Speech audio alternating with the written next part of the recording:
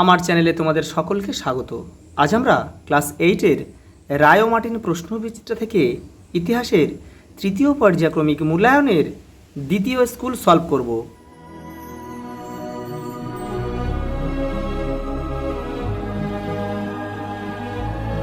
দেখো, দ্বিতীয় স্কুল, যারা আগের দুটো স্কুল দেখোনি তারা চ্যানেলের প্লেলিস্টে যাবে, ওখানে কিন্তু দেওয়া রয়েছে। দেখো, প্রথম প্রশ্ন দেখো, ভগৎ সিংয়ের ফাঁসি হয় কোন মামলায়? দেখো, এটা হচ্ছে লাহোর ষড়যন্ত্র মামলায়। কত সাল? দেখো, এগুলো সাল কিন্তু দেওয়া নেই, এগুলো কিন্তু তোমাদের ডিটেলসে জানতে হবে কোনটা কত সালে হয়েছিল, কারা তার সাথে জড়িত ছিল, এগুলো কিন্তু শর্ট প্রশ্নে আসে। দেখো, লাহোর ষড়যন্ত্র মামলা হয়েছিল হচ্ছে 1929 খ্রিস্টাব্দে। এবার দেখো, এই লাহোর ষড়যন্ত্র মামলায় কিন্তু ফাঁসি হয়েছিল কার? শুধু ভগৎ সিংয়ের হয়নি, কিন্তু ভগৎ সিংয়ের সঙ্গে কিন্তু সুখদেব, আমি এখানে লিখে দিচ্ছি, সুখদেব, রাজগুরুরও কিন্তু ফাঁসি হয়েছিল। রাজগুরু, এগুলো কিন্তু তোমরা পড়বে, এগুলো খুব ইম্পর্টেন্ট পড়বে। কিন্তু ফাঁসি হয়েছিল হচ্ছে 1931 সালে। মামলার শুরু হয়েছিল 1929, কিন্তু হয়েছিল 1931 সালে কিন্তু তাদের ফাঁসি হয়। এবার দেখো, এরপরের অপশানটা কিন্তু আমাদেরকে জানতে হবে, আলিপুর বোমার মামলা। তাহলে আলিপুর বোমার মামলা হয়েছিল কবে? এটা হয়েছিল 1908 খ্রিস্টাব্দে। সঙ্গে কে ছিল? এখানে জড়িত ছিল হচ্ছে প্রফুল্ল চাকি আর হচ্ছে ক্ষুদিরাম। এগুলো কিন্তু তোমাদের লাগবে কিন্তু সব। দেখো, পরেরটা দেখো, কাকড়ি, আমাদের উত্তর কিন্তু এরটা হয়ে গিয়েছে। দেখো, কাকড়ি ষড়যন্ত্র মামলা কত সালে হয়েছিল? এটা হয়েছিল তোমার 1925 খ্রিস্টাব্দে। এই কাকড়ি ষড়যন্ত্র মামলার সঙ্গে দেখো ফাঁসি হয়েছিল কাদের? রামপ্রসাদ বিসমিল, আশফাকুল্লাহ, এগুলো কিন্তু তোমরা সব মুখস্থ করবে। রামপ্রসাদ বিসমিল, আশফাকুল্লাহ, এটা তোমরা একটু লিখে নিও, আশফাকুল্লাহ। তারপর দেখো, মিরাট ষড়যন্ত্র মামলা কত সালে হয়েছিল? এটা হয়েছিল তোমার, এটাও 1929 খ্রিস্টাব্দে হয়েছিল। এই সব অপশানগুলোই কিন্তু তোমরা ভালোভাবে পড়বে। পরেরটা দেখো, ভারতের স্বাধীনতা আইন পাস হয়েছিল কত খ্রিস্টাব্দে? 1947 খ্রিস্টাব্দে। তারিখটা কত? 18ই জুলাই। এটা কিন্তু তোমরা করে রাখবে, 18ই জুলাই। পরের প্রশ্ন দেখো, ঠগি দস্যুদের দমন করেছিলেন কে? দেখো, এটা হবে উইলিয়াম বেন্টিং। পরেরটা দেখো, মাস্টারদের নামে কে পরিচিত? সূর্য সেন। জাতীয় কংগ্রেসের প্রথম সভা বসেছিল কোথায়? বোম্বাইতে। বোম্বাইয়ের গোকুলদাস তেজপাল সংস্কৃত কলেজে। সালটা ছিল 1885 খ্রিস্টাব্দ।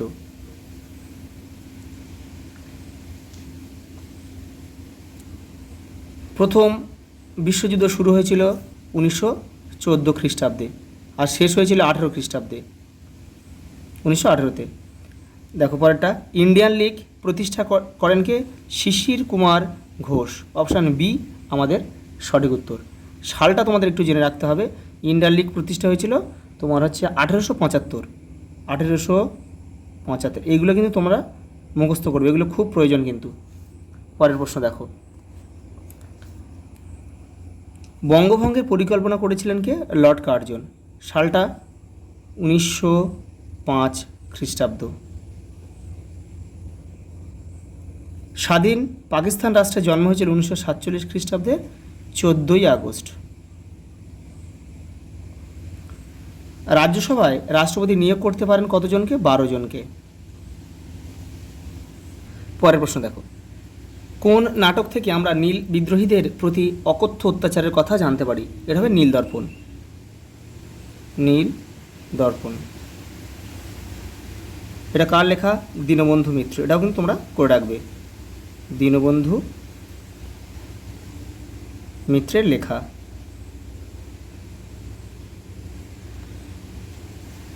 ব্রাহ্ম সমাজ কে প্রতিষ্ঠা করেন? রাজা রামমোহন রায়।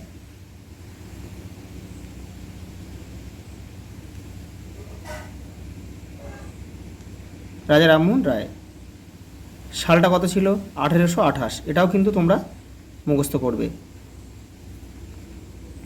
কিংসফোর্ডের ফিটন গাড়ি লক্ষ্য করে কে বোমা ছুঁড়েছিলেন? ক্ষুদিরাম, ক্ষুদিরাম বসু, আর হচ্ছে ছিল প্রফুল্ল চাকি। প্রফুল্ল চাকি। সালটা ছিল কত? সালটা ছিল 1908, 30শে এপ্রিল। এই সালগুলো কিন্তু তোমরা মনে রাখবে। আর যার জন্য কিন্তু হয়েছিল কি আলিপুর বোমার মামলা, যেটা কিন্তু তোমাদের প্রথম প্রশ্নতে আমি বলেছিলাম। দেখো, কোন বিলের মাধ্যমে ভারতীয় বিচারকদের ইউরোপীয়দের বিচার করার অধিকার দেওয়া হয়? এটা হবে ইলবার্ট বিল। ইলবার্ট বিল। দেখো, তাহলে ইলবার্ট বিল কার আমলে পাশ হয়েছিল এটা কিন্তু তোমাদের জানতে হবে। 1883 খ্রিস্টাব্দে লর্ড রিপন।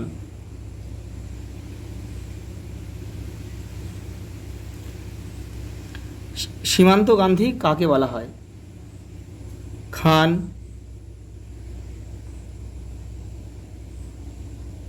আব্দুল গফফার খানকে।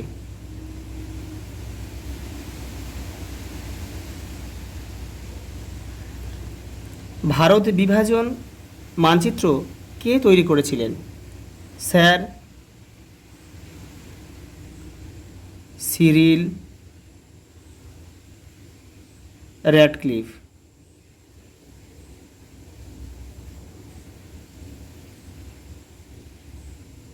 সালটা ছিল 1947। ভারতের পঞ্চায়েত ব্যবস্থার কটি স্তরে বিভক্ত? 3টি। কি কি? এগুলো কিন্তু তোমাদের অবশ্যই জানার প্রয়োজন। প্রথম স্তর হচ্ছে জেলা পরিষদ, আমি পরপর লিখছি। জেলা পরিষদ। দ্বিতীয় স্তর হচ্ছে সমিতি, আর তৃতীয় হচ্ছে গ্রাম পঞ্চায়েত।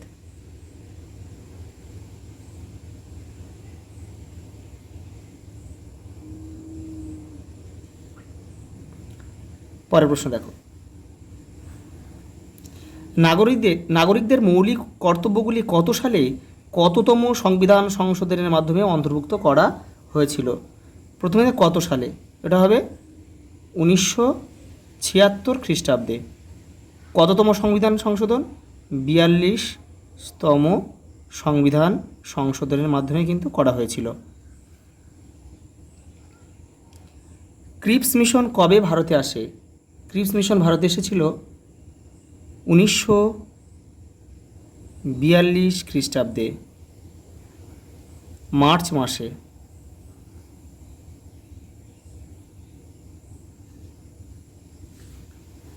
পরেরটা দেখো, পুনা চুক্তি কাদের মধ্যে স্বাক্ষরিত হয়েছিল?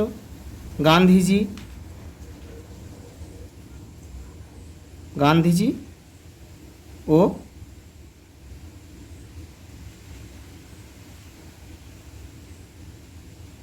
আম্বেদকরের মধ্যে। সালটা তোমার জানতে হবে, এটা সালটা ছিল 1932।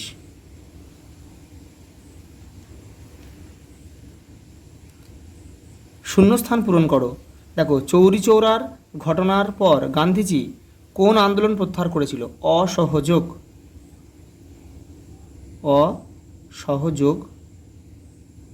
আন্দোলন প্রত্যাহার করেছিল। এটা হচ্ছে তোমার, তখন সালটা ছিল 1922। কোন ঘটনা? চৌরি চৌরা ঘটনার পরিপ্রেক্ষিতে এটা প্রত্যাহার করে নিয়েছিল। দেখো, বেমানান শব্দটি খুঁজে বের করো। এখানে কি আছে? এখানে দেখো, ধর্মনিরপেক্ষ, সার্বভৌম, ধনতান্ত্রিক আর গণতান্ত্রিক। এখানে বেমানান বলেছে, এখানে বেমানান হবে যে ধনতান্ত্রিক। কারণ কি? দেখো, যে বাকি যে 3টে রয়েছে, ধর্মনিরপেক্ষ, সার্বভৌম আর গণতান্ত্রিক, এরা হচ্ছে ভারতের সংবিধানের প্রস্তাবনার সঙ্গে যুক্ত আছে। তাহলে আমরা কি লিখব? যে বাকিগুলো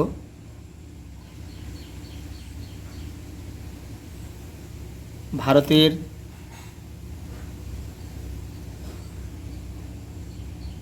সংবিধানের প্রস্তাবনার সাথে যুক্ত। আর এই ধনতান্ত্রিক শব্দটা কিন্তু আমাদের প্রস্তাবনার মধ্যে নেই। দেখো পরেরটা একটা স্তম্ভ দিয়েছে। দেখো তোমরা কিন্তু কেউ তীর চিহ্ন দিয়ে কিন্তু মেলাবে না। এবারে দাগ নাম্বারটা মানে প্রশ্নের দাগ নাম্বারটা উত্তরের পাশে বসিয়ে দেবে শুধু। দেখো ঈশ্বরচন্দ্র বিদ্যাসাগর, এটা হবে হিন্দু পুনর্বিবাহ, এটা আমরা এখানে 1 লিখব। তিতুমির বারাসাত বিদ্রোহের সঙ্গে যুক্ত ছিল। দেখো বিরসা মুন্ডা, মুন্ডা উলগুলান। বিনয় বসু অলিন্দ যুদ্ধের সঙ্গে যুক্ত ছিল। বিনয়, বাদল, দীনেশ তিনজনেই ছিল। ফজলুল হক কৃষক প্রজা পার্টির কিন্তু নেতা ছিল ফজলুল হক। পরেরটা দেখো, বলছে দেখো এশিয়াটিক সোসাইটি কেন প্রতিষ্ঠা করা হয়েছিল। তোমাদের টেক্সটের দেখো 44 নম্বর পেজের উত্তরটা রয়েছে। দেখো এই যে এইখান থেকে তোমরা লিখবে, যেহেতু মান 2 রয়েছে এখান থেকে কিন্তু এটা পুরোটা লিখতে হবে। এই তোমাদের সালটা উল্লেখ করবে, কে করেছিল সেটা উল্লেখ করবে। দেখো মেন কারণ কি উদ্দেশ্য ছিল, দেখো মূলত সংস্কৃত ভাষায় লেখা প্রাচীন ভারতীয় সাহিত্যগুলি আধুনিক ইংরেজি ভাষায় অনুবাদ করাই ছিল জোন্সের লক্ষ্য। তিনি মনে করেন এটাও কিন্তু দিয়ে দেবে। পরের প্রশ্ন দেখো, তিতুমির কিভাবে ব্রিটিশ বিরোধী আন্দোলন সংগঠিত করেন। দেখো তোমাদের বইয়ের 86 নম্বর পেজে রয়েছে, এই যে এখান থেকে এটা তোমরা লিখবে। পরের প্রশ্ন দেখো, উডের ডেসপ্যাচে কী কী সুপারিশ করা হয়েছিল। দেখো তোমাদের বইয়ের এটা 46 নম্বর পেজে রয়েছে, তোমরা এটা এখান থেকে লিখবে। এই যে সুপারিশটা এখান থেকে লিখবে, এখান থেকে এই পর্যন্ত লিখবে। ভারতীয় মুসলিমরা খিলাফত আন্দোলন শুরু করেছিল কেন। দেখো 119 নম্বর পেজে এই যে খিলাফত আন্দোলনটা রয়েছে, এটা তোমরা লিখে দেবে, এটা পুরোটা লিখবে। পরেটা দেখো, টিকা লেখো মহারানীর ঘোষণাপত্র। দেখে নাও রায়ন মার্টিন 173 নম্বর পেজে রয়েছে এটা। এই যে দেখো মহারানীর ঘোষণাপত্র, এখান থেকে তোমরা এই যে সালটা লিখবে কবে হয়েছিল, আর এই 1, 2, 3, 4 এই 4টে লিখে দেবে। দেখো পরেটা রয়েছে কি, ভারতীয় সংবিধানে ধর্ম নিরপেক্ষতার আদর্শ কেন গ্রহণ করা হয়েছে। তোমাদের বইয়ের 148 নম্বর পেজে রয়েছে এটা। এই দেখো ধর্ম নিরপেক্ষ বলতে কী বোঝে, এখান থেকে এটা লিখবে তোমরা। পরের প্রশ্ন দেখো, সাম্প্রদায়িক বাঁটোয়ারা নীতি কি। রায়ন মার্টিন দেখো 287 নম্বর পেজে রয়েছে। এই দেখো এই সাম্প্রদায়িক বাঁটোয়ারা নীতি কে কবে ঘোষণা করেছিল আর নীতিগুলো কি, এইটাই তোমরা লিখবে। এই যে 1, 2, 3, 4। পরেরটা দেখো, ভারতের প্রথম রাষ্ট্রপতি ও প্রধানমন্ত্রীর নাম কি। দেখো রাষ্ট্রপতি হচ্ছে তোমার ছিল ডক্টর রাজেন্দ্র প্রসাদ।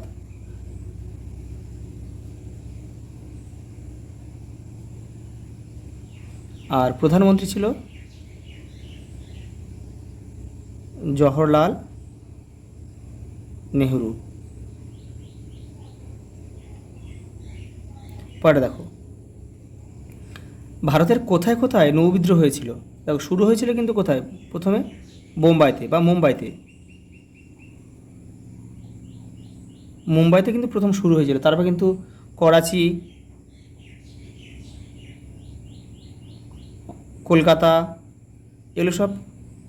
কলকাতা, এগুলো কিন্তু বন্দরের মধ্যে, এই মুম্বাই, করাচি, কলকাতা, মাদ্রাজ,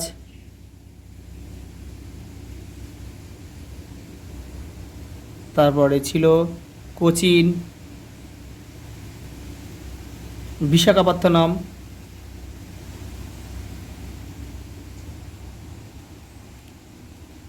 এইসব বন্দরগুলোতে কিন্তু নৌবিদ্রোহ ছড়িয়ে পড়েছিল।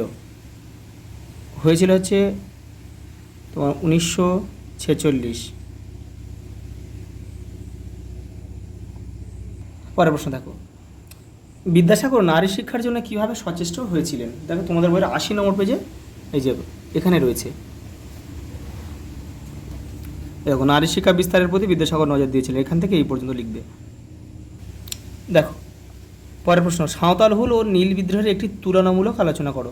তাহলে সাঁওতাল বিদ্রোহটা তোমরা প্রথমে লিখবে, 84 নম্বর পেজে রয়েছে, এখান থেকে তোমরা লিখবে। এই যে এখান থেকে তোমরা এটা লিখবে। তারপরে নীল বিদ্রোহটা তোমরা এটা লিখবে, এই যে নীল বিদ্রোহ, এখান থেকে এটা লিখে দিলে হয়ে যাবে, আলাদা করে লিখলেই হয়ে যাবে। পরের প্রশ্ন দেখো, চরমপন্থী আন্দোলনের মূল বক্তব্যগুলি লেখো।